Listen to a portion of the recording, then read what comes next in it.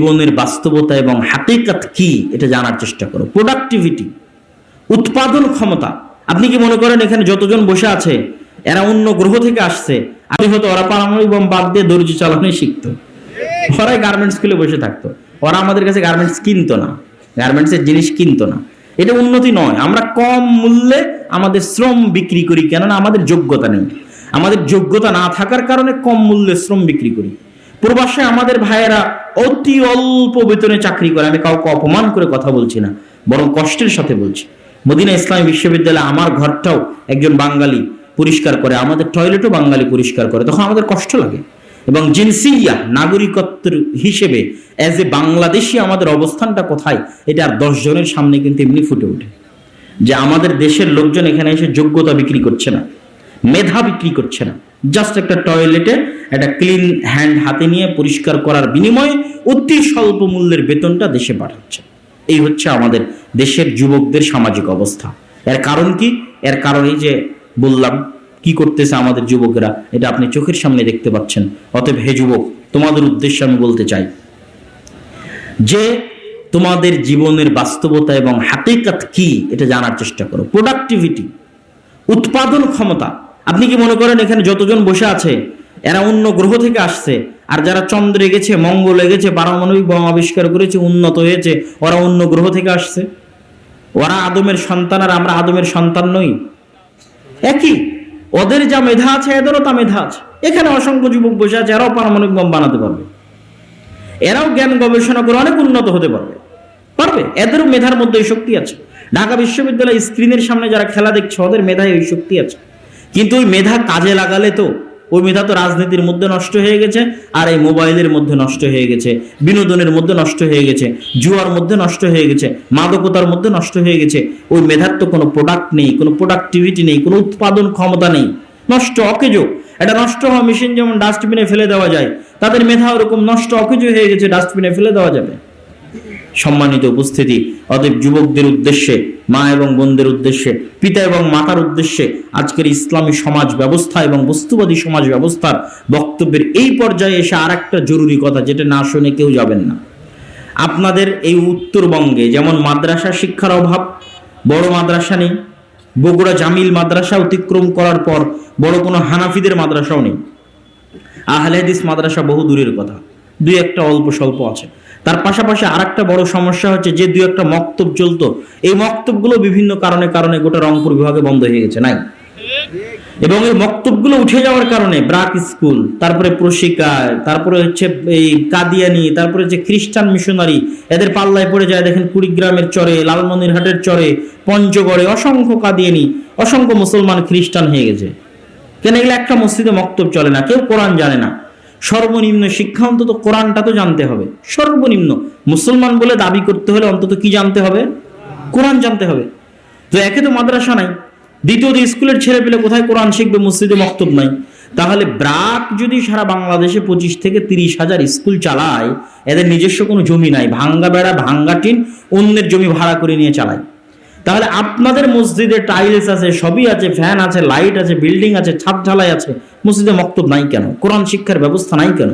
মুসলমানের সন্তানেরা নিম্ন পক্ষে কোরআন শিখতেছে না কেন? সর্বনিম্ন এই জ্ঞানটুকু তো অন্তত মুসলমানদের সন্তানদেরকে দিতে হবে। একটা মুসলিম দেশের এর চেয়ে বড় লজ্জার আর কি হতে পারে, যে এই দেশের স্কুলের সিলেবাসের মধ্যে মুসলমানের সন্তান কোরআন শিখবে এই ব্যবস্থা নেই, নাই সিলেবাসের মধ্যে ব্যবস্থা, সরকারি সিলেবাসের মধ্যে। তাহলে আপনার ছেলে মেয়ে কোথায় কোরআন শিখবে যদি মসজিদ কোরআন না শিখায়? এই জন্য আমি বলেছি বক্তব্যের মধ্যে দুইটা বাক্য বলেছি, দুই তিনটা বাক্য বলেছি, আজকে এক এক করে বলে শেষ করে দিই বাক্যগুলো। প্রথম বাক্য কি বলেছি?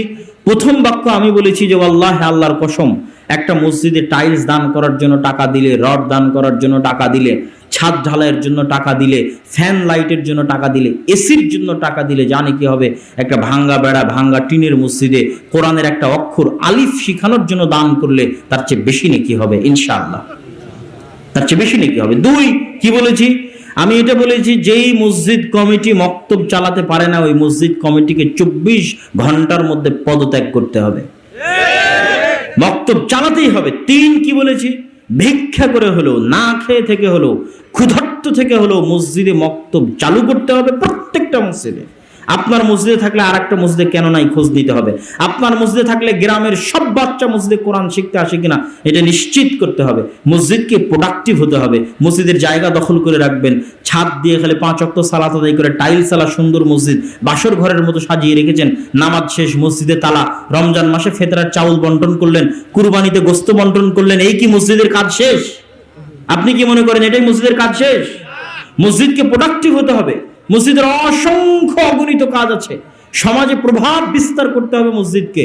তার সর্বনিম্ন কাজ হচ্ছে মসজিদে অন্তত কি থাকতে হবে? জোরে বলেন, কি থাকতে হবে? মক্তব থাকতে হবে। এই জন্য আদ-দাওয়া ইলাল্লাহ আপনাদের রংপুর বিভাগে 150টা মক্তব চালায় নিজ খরচে, জামিয়া সালাফিয়া ডাঙ্গিপাড়া পবা রাজশাহী থেকে। এবং আগামী রমজানে আরো 100টা মক্তব চালু হবে ইনশাআল্লাহ। আর দিনাজপুর আল জামিয়া সালাফিয়া আপনাদের এখান থেকে পাশেই। কত ফেব্রুয়ারিতে সালাফি কনফারেন্স আছে বলেন তো? 3 ফেব্রুয়ারিতে কোথায় সালাফি কনফারেন্স আছে? দিনাজপুর আল জামিয়া সালাফিয়া তেঘরা বিরল। গোটা রংপুর বিভাগে হানাফি আহলে হাদিস নির্বিশেষে সবচেয়ে বড় প্রতিষ্ঠান হতে যাচ্ছে, দিনের কেন্দ্রীয় শিক্ষা প্রতিষ্ঠান হতে যাচ্ছে। এখান থেকে রংপুর বিভাগে আমরা দাওয়াতি কার্যক্রম, মক্তব সহ যাবতীয় কার্যক্রম পরিচালনা করতে চাই। এই কেন্দ্রীয় শিক্ষা প্রতিষ্ঠানের সাথে অত্র অঞ্চলের প্রত্যেকটা মুসলমানের সম্পর্ক থাকা উচিত। অন্তত দেখতে গিয়ে দোয়া করে আসা উচিত। আগামী 3রা ফেব্রুয়ারি দিনাজপুর জামিয়া সালাফিয়ার সালাফি কনফারেন্সে শেখ আব্দুর রাজ্জাক বিন ইউসুফ থাকবেন। আপনাদের সেখানে উপস্থিত হওয়ার আমন্ত্রণ জানিয়ে আজকের আমার সংক্ষিপ্ত বক্তব্য, বস্তুবাদী সমাজ ব্যবস্থা বনাম ইসলামী সমাজ ব্যবস্থার উপর আমার সংক্ষিপ্ত বক্তব্য এখানেই শেষ করছি। আচ্ছা, দান করার জন্য আপনাদের মধ্যে ব্যাগ যাবে। আমি আগেই বলেছি যে ভাইয়েরা মসজিদ নির্মাণ করতে চাচ্ছে, আপনারা তাদেরকে মসজিদ নির্মাণে সহযোগিতা করবেন। কেউ পারলে স্টেজে এসে সহযোগিতা করেন।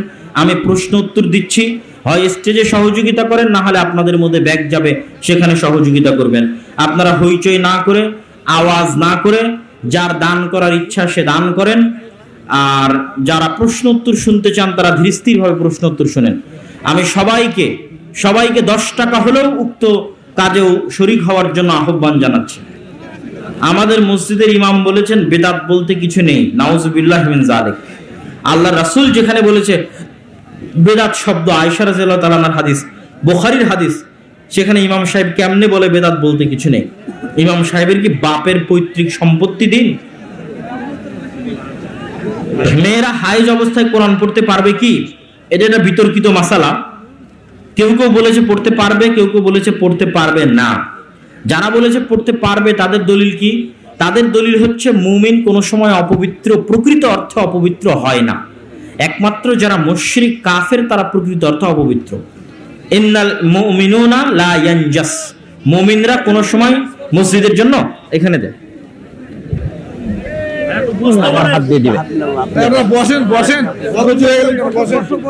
জি, আপনারা সবাই ঠান্ডা মাথায় মসজিদের এই যে স্টেজের সামনে এসে হোক, আপনাদের মাধ্যমে এগেলে হোক, দানে অংশগ্রহণ করবেন।